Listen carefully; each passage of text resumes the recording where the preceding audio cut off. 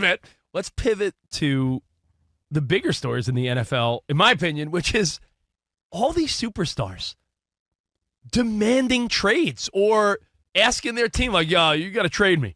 Deebo Samuel, DK Metcalf, Trey Hendrickson. These are Myles Garrett. These are big-name guys, and you saw it in the NBA. Jimmy Butler. Is the new way in sports, if you're a superstar, if you just, pardon my language, if you just bitch and complain enough, is that your way to get what you want? Like, don't we teach our kids the opposite? Like that would be like telling your kid, like, stop crying and I'll get you Baskin Robbins. You want to go to Cold Stone Creamery? Simmer down. Like, that's bad parenting.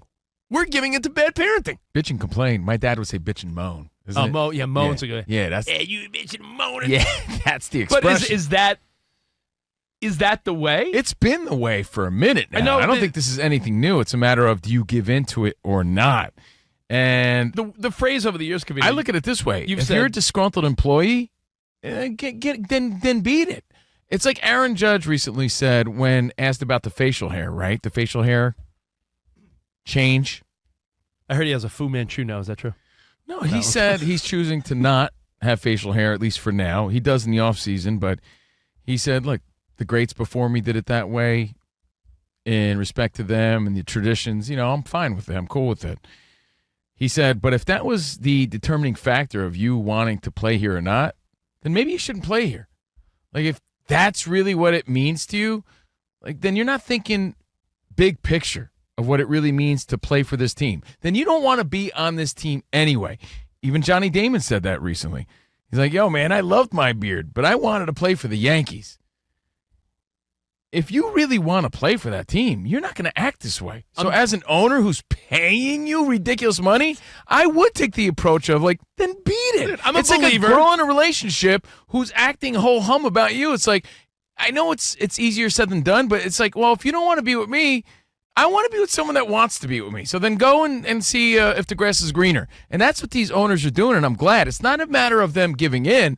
It's a matter of them saying, then beat it. Get out of my face. I see what you're saying, but I know we've always heard the phrase, squeaky wheel gets the oil. That goes back generations, right? Like, complain enough that, you'll get attention.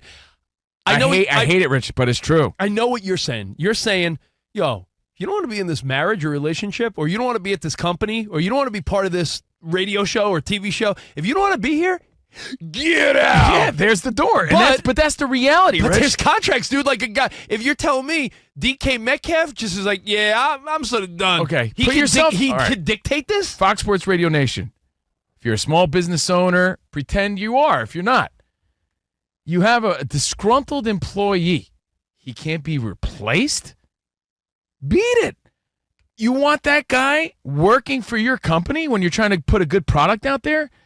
That's really what this is on a grander scale, contract or not. If this guy's unhappy, he's not producing for you, you want to sour Jimmy Butler in your locker room, bringing down the vibe of everybody? I know it's sad to say, well, then that player wins because they pout and they get what they want, but is that what you want as an owner? How would you handle it then?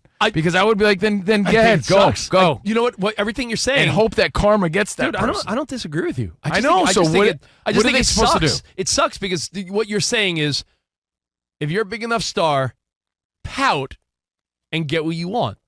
And then I agree with what you're saying. I look at it as I'm hoping the other owners see the attitude and the type of character this person has. Because what do you think, that guy's going to change all of a sudden because he's somewhere else? No, because eventually he's going to get to another place and pout again. And then pout again. That's just the way someone is at that point. I'm not being So they're basically advertising like, hey, I'm a problem person. I'm problematic. They're holding up signs saying they're difficult. I'm not being a sour 49ers fan, but I have said to you guys, what did I say all last year? I said, I love Deebo, but it seems like his vibes are off. Yeah, I said all last year. I said, Deebo doesn't have that smile. He's not. Yeah, but then you threw him a pass on our Super Bowl stage. Yeah, but you know what we're downplaying? I was the reason. I was like, I'm done with this guy.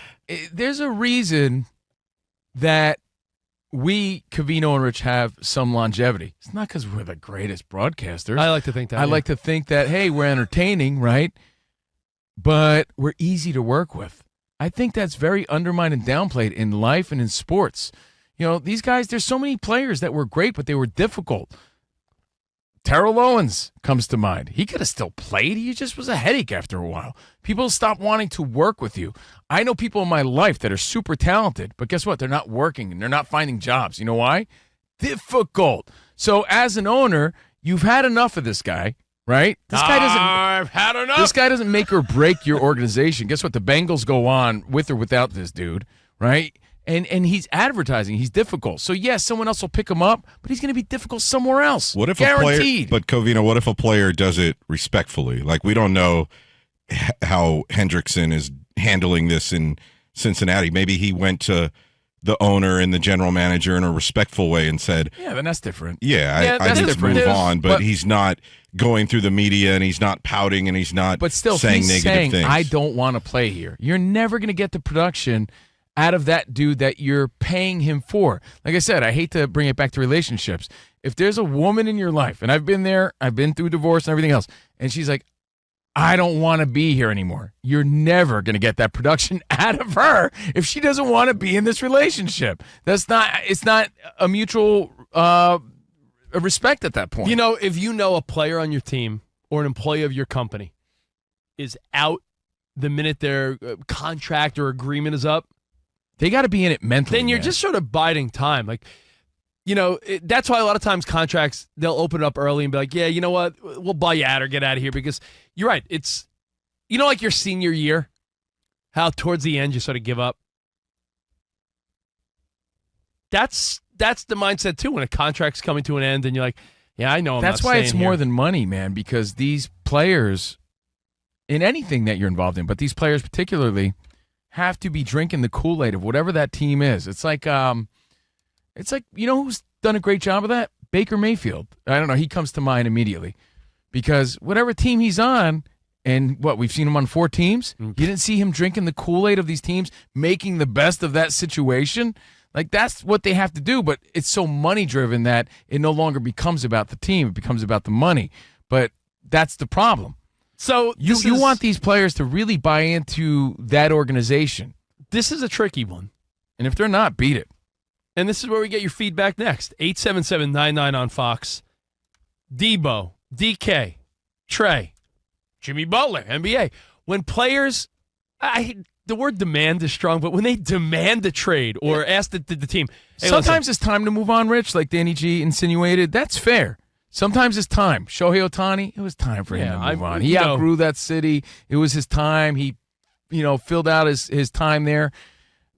Other times, people are pouting until they get their way. If someone requests a trade, yeah, there's different ways too. It could be a veteran that's like, yo, I'm not even sniffing the postseason. Like how Damian Lillard did it. Yeah, Damian Lillard did everything he could. Right. That's fair. We're not criticizing that type of situation. Denny, there are veterans that have been stars that are like, listen, with the teams I've stayed loyal to, I'm not sniffing the postseason. I would request a trade because I just want a chance to win. Dude, it could be something else that we often forget to factor in. Like, hey, man, my family's not happy out here, and it's going to tear my marriage apart. These are real things that we never factor in. Yeah. It could be a player that played his whole career on the West Coast, got sent to the East, and he's like, yeah, I'm not vibing. My family is... My wife's just not happy. Everyone's not happy.